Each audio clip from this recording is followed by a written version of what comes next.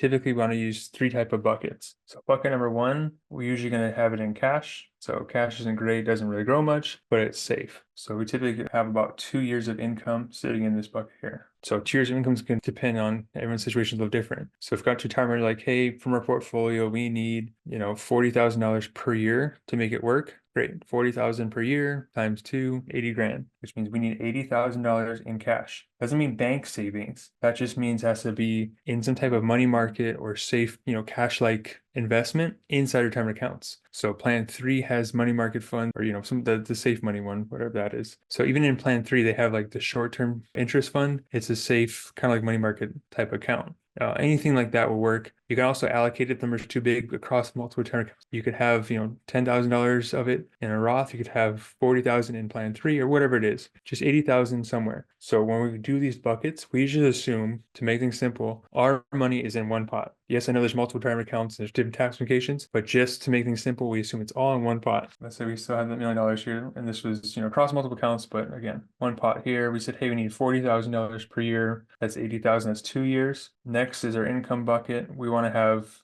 3 years in this one. So if our income hasn't changed, it's still 40,000 per year. 40 times 3, we're going to need $120,000 sitting in this account here. So between these two buckets, you had $200,000 sitting aside, or 5 years of income. 5 years of income will get you through pretty much any recession that's out there. Average recession is about 14 months. 5 years should pretty much do it. So what that leaves us with is we still have $800,000 that we haven't allocated anywhere yet. So if we have 200,000 earmarked for income, the other 800,000 you are free to invest, and that's where you should have it in, is in growth style accounts. Because the idea is we want this to grow. We're not going to touch it. If the market collapses and the 800 becomes 600,000, you don't have to panic, because our income is secure. We know we can get by 5 years before we have to think about selling off the money there. Obviously, the strategy, it's a little more aggressive, right? We have 800,000 or 80% of money in the market. Now, it doesn't mean it has to be high volatility stocks or anything like that. It just means the market growing in some way, shape, or form.